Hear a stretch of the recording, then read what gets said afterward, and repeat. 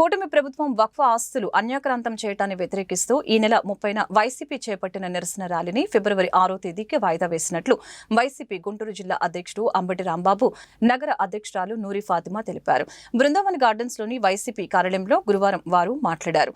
ప్రభుత్వ వైద్య కళాశాలల ప్రైవేటీకరణను ఆపినట్లుగానే వక్ఫ్ ఆస్తుల ప్రైవేటీకరణను ఆపుతామని అన్నారు. చంద్రబాబు రాక నేపథ్యంలో కార్యక్రమాన్ని వాయిదా వేశామని అన్నారు. ప్రజల్లో మరింతగా అవగాహన కార్యక్రమాల్ని కల్పిస్తామని తెలిపారు. మైనార్టీ నాయకులు ఈ సమావేశంలో పాల్గొన్నారు. వక్ఫ్ ప్రాపర్టీ మంగళగిరిలో 71 ఎకరాల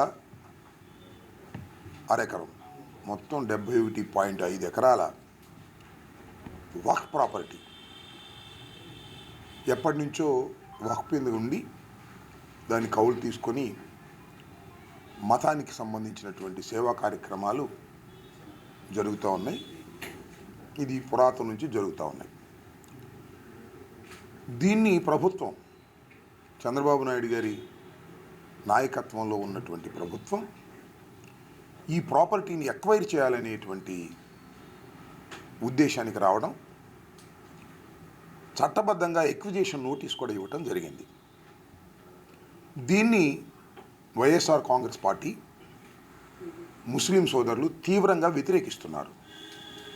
ఒక మతపరమైనటువంటి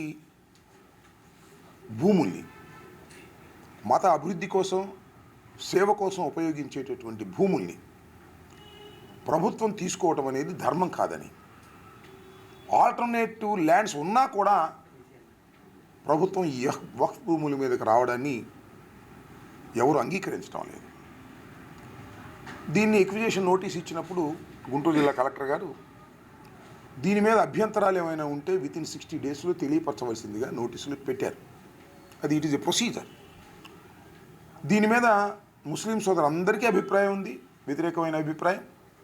వైఎస్ఆర్ కాంగ్రెస్ పార్టీ కూడా వారికి తోడుగా ఉన్నది.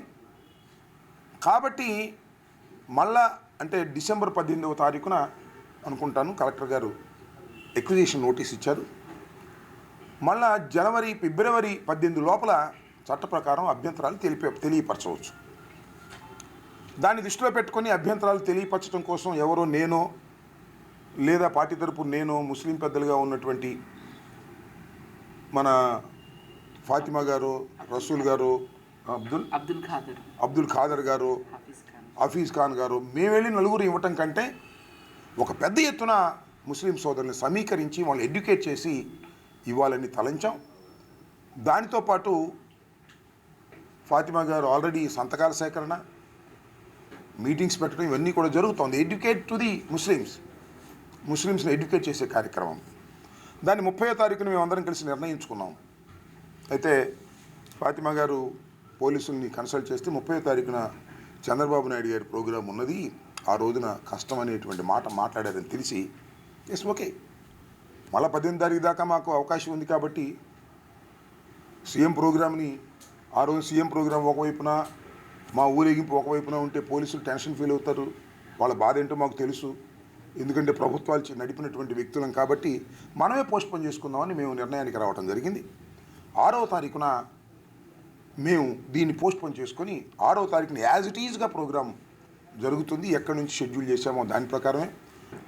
మీ అందరికీ తెలుసు, అంజుమన్ ఇస్లామియా ప్రాపర్టీ గురించి 71.57 ఎకరాల గురించి ఏ విధంగా వైఎస్ఆర్సీపీ పార్టీ దాన్ని కూటమి ప్రభుత్వం లాగేసుకోవడానికి పన్నాగాలు చేస్తే దాన్ని వ్యతిరేకంగా వైఎస్ఆర్సీపీ పార్టీ ఆందోళన చేస్తుంది. సో దాంట్లో భాగంగానే 30వ తారీఖున మరి మధ్యాహ్నం 2 గంటలకి నమాజ్ తర్వాత ఒక ర్యాలీగా వెళ్ళి ఒక రిప్రజెంటేషన్ కలెక్టర్ గారికి ఇద్దామని చెప్పి మరి ఆ ప్రోగ్రాం పెట్టడం జరిగింది.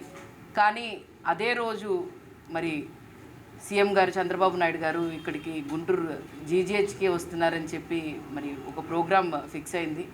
దానికోసం మరి ఇక్కడున్న పోలీస్ అధికారుల దగ్గరికి వెళ్ళి దీనికోసం వెళ్తే, పర్మిషన్ కోసం వెళ్తే వాళ్ళని మరి ఆ రోజే సీఎం ప్రోగ్రాం ఉంది కాబట్టి మరి రెండూ చూసుకోవటం ఇబ్బంది అంటే దానికోసం మేము దాన్ని పోస్ట్పోన్ చేసుకొని వచ్చే నెల ఫిబ్రవరి 6వ తారీఖున మరి పోస్ట్పోన్ చేసుకున్నాం. అదే జుమ్మా నమాజ్ తర్వాత మరి నిన్న అలాగే జగన్మోహన్ రెడ్డి గారిని కూడా కలవటం జరిగింది.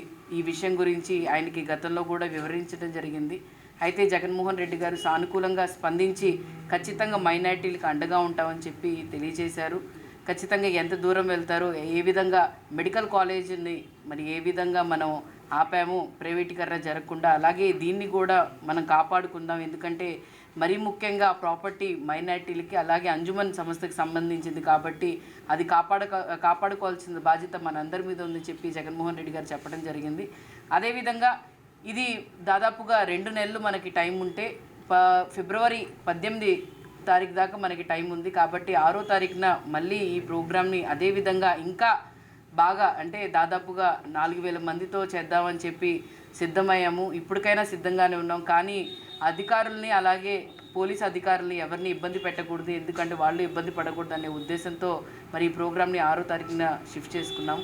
కావున ఈ ప్రోగ్రామ్ని ఇంకా ప్రజల్లోకి తీసుకెళ్ళి ఇంకా మనకి ఇంకొక 1 వీక్ ఉంది, ఇంకా ప్రజల్లోకి కొన్ని ఏరియాస్లో ఇంకా దీని గురించి ఇంకా ప్రజల్లోకి తీసుకెళ్ళి సంతకాల సేకరణ ఇంకా ఎక్కువ చేయించి మరి ఆ ప్రోగ్రామ్ని విజయవంతం చేయడానికి ప్రతి ఒక్కళ్ళం కూడా మళ్ళీ కృషి చేస్తామని చెప్పి తెలియజేస్తున్నాను.